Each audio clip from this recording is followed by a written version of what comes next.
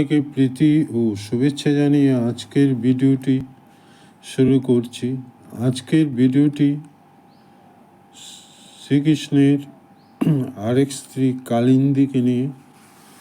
কালিন্দী কে ছিল, কালিন্দীকে কীভাবে তিনি পেলেন, এই নিয়ে আজকে বলব। একদিন কৃষ্ণ অর্জুন দুই বন্ধুতে মিলে শিকারি বেরিয়েছেন। শিকারি অনেক কিছু সংগ্রহ করলেন। সেই সাপদ সংকুল গভীর অরণ্যে অর্জুন বাঘ, শূকর, মোষ, হরিণ, গন্ডার, খরগোশ ইত্যাদি শিকার করে ক্লান্ত হয়ে গেলেন। দুজনেই ক্লান্ত হয়েছেন, তেষ্টাও পেয়েছে। তেষ্টা মেটানোর জন্য সামনে যমুনা বইছে। যমুনার তীরে দুজনেই গেলেন। অর্জুন যমুনার জলে যে হাতে নিয়েছেন, এক চোখে পড়ল যমুনার এক তীরে এক অপূর্ব রমণী ধ্যানস্থ হয়ে বসে আছে। এত সুন্দরী রমণী, পরমা সুন্দরী, তার সৌন্দর্য জলে এবং স্থলে ছড়িয়ে পড়ছে। তারা বিস্ময়ে তাকালেন। অর্জুন তাকে চিনতে পারলেন না। শ্রীকৃষ্ণ কিন্তু তাকে চিনতে পেরেছেন। চিনার পরও তিনি তার পরিচয় নেওয়ার জন্য অর্জুনকে পাঠিয়েছেন। অর্জুন জল পরিমাণ মতো খেয়ে পান করে তিনি এই পরমা সুন্দরী মহিলার কাছে গেলেন। এই পরমা সুন্দরী মহিলা ধ্যানস্থ ছিলেন, তিনি ধ্যান করছিলেন। সেই ধ্যান থেকে ধ্যান ভঙ্গ হলো। অর্জুন তাকে ডেকে ধ্যান ভঙ্গ করালেন। এই সুন্দরী রমণী তখন অর্জুনের কাছে বললেন যে তিনি ধ্যানস্থ হয়ে আছেন, তিনি বিষ্ণুর আরাধনা করছেন। অর্জুন তাকে আগেই জিজ্ঞেস করেছিলেন, হে সুন্দরী রমণী, আপনি কে? আপনার পিতৃ পরিচয় কি? কোথা হতে আপনি এসেছেন?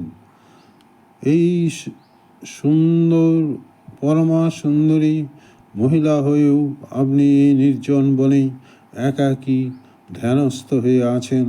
আপনার কি কোনো কিছুই ভয় করছে না? অর্জুন জিজ্ঞেস করল। অর্জুনের কথা শুনেই ধ্যানভঙ্গ তো হয়েছিল আগেই। তিনি বললেন, আমি সূর্যদেবের কন্যা, আমার নাম কালিন্দী। আমি সর্বশ্রেষ্ঠ বরদাতা ভগবান বিষ্ণুকে পেতে চাই প্রতিরূপে, তাই আমি কঠোর তপস্যা করছি। হে বীর অর্জুন, আমি লক্ষ্মীর পরমাশ্রয় শ্রীহরিকে ছাড়া অন্য কাউকেই পতি হিসাবে গ্রহণ করতে চাই না। আমার এই বাসনাই আমাকে প্রেমময় মুকুন্দময়ের প্রতি ধ্যানস্থ করতে বাধ্য করেছে। আমার পিতা আমার জন্য এই যে যমুনা দেখছো না, তার নিচে এক প্রাসাদ বানিয়ে দিয়েছেন। আমি সেখানেই থাকি। যতদিন না ভগবানের দর্শন পাচ্ছি ততদিন আমি সেখানেই থাকব। কালিন্দীর আরাধ্য দেবতা তখন দূরে দাঁড়িয়ে সব শুনছেন। তিনি তো অন্তর্যামী, তিনি তো সবই জানেন। যমুনার অন্য নাম কালিন্দী, সূর্যদেবের কন্যা। হিমালয়ের যমুনোত্রী থেকে তার জন্ম। আপন ছন্দে বয়ে এসে এই কালিন্দী ব্রজের চরণ ছুঁয়েছে। এই কালিন্দী রাখাল কৃষ্ণকে যমুনার তীরে গরুর পাল নিয়ে যেতে দেখেছে। কৃষ্ণের ভুবন মোহিনী বংশীর ধ্বনি শুনেছে। বিভোর হয়ে দেখেছেন ব্রজধামী শ্রীরাধা কৃষ্ণের কত অপ্রাকৃত লীলাবিলাস। এখন সেই কালিন্দী মানুষের মূর্তি কৃষ্ণকে পতি পাওয়ার জন্য এখানে ধ্যানস্থ হয়েছে, তপস্যা করছে। নদী হয়ে নয়, মানুষ রূপে কৃষ্ণের সর্বোত্তম লীলার শরিক হতে চান কালিন্দী। মাধব অর্জুনের মুখে কালিন্দীর মনোবাসনা জানতে পেরে কালিন্দীকে রথে বসিয়ে ধর্মরাজ যুধিষ্ঠিরের কাছে গেলেন এবং বেশ কিছুদিন পাণ্ডবদের সঙ্গে কাটিয়ে তিনি কালিন্দীকে নিয়ে দ্বারকায় চলে গেলেন। তারপর শুভলগ্ন দেখে কালিন্দীকে বিবাহ করে তাকে পাটরানীর সম্মান দিলেন। শ্রীকৃষ্ণের লীলা সম্বরণের পর তার 16,000 রানী সর্বদা কৃষ্ণ বিরহে কাতর হয়ে আছেন। কালিন্দীর তো কোনো শোকের লেশ মাত্র নেই, সদা প্রসন্ন ভাব।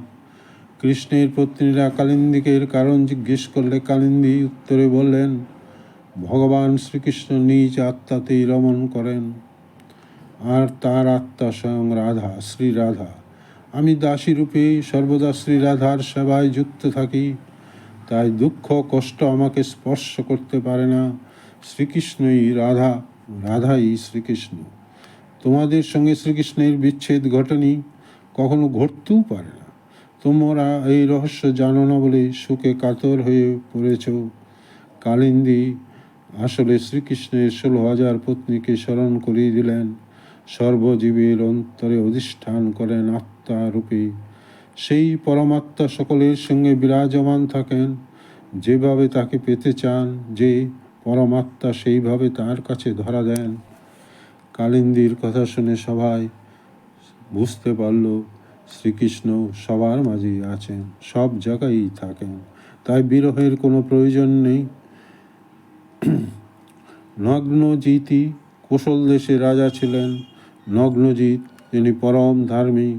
তার কন্যার নাম সত্যা হলেও পিতার নাম আসলে তিনি নাগ্নজিৎ নামে পরিচিত ছিলেন।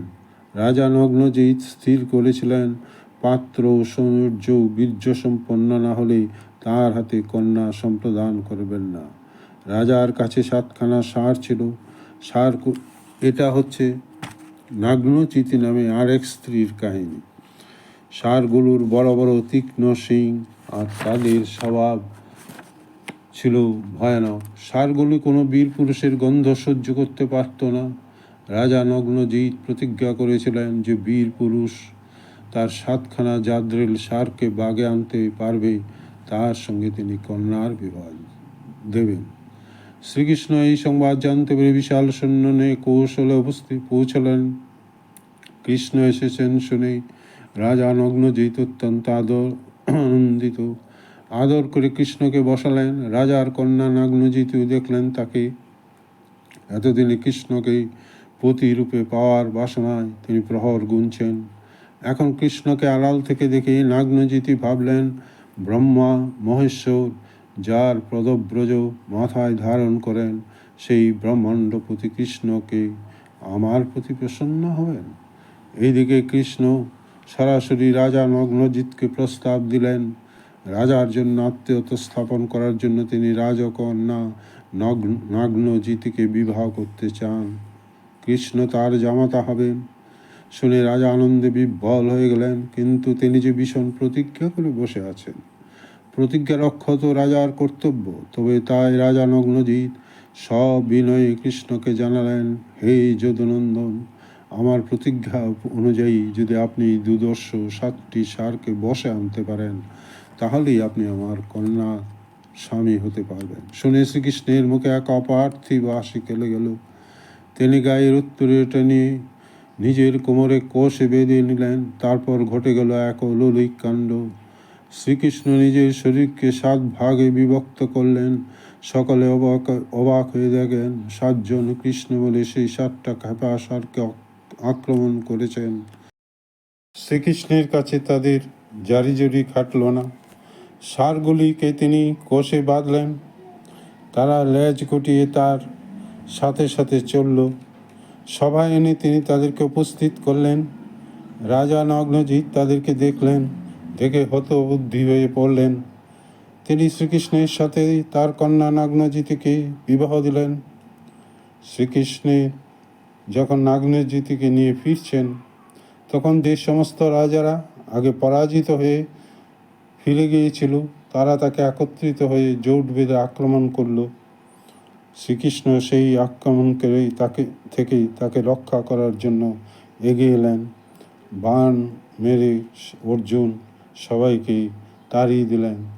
সিংহ যেমন শূকর অন্যান্য প্রাণীকে তাড়িয়ে দেয়, তেমনিভাবে অর্জুন সবাইকে তাড়িয়ে দিলেন। নাগ্নজিৎকে নিয়ে ফিরে এলেন দ্বারকায়। আনন্দোৎসব হলো। নাগ্নজিৎ আর কালিন্দী নিয়ে আজকে বললাম। নাগনজিতি রাজকন্যা ছিলেন এবং তিনি নগ্নজিৎ রাজা কুশল দেশের রাজকন্যা ছিলেন।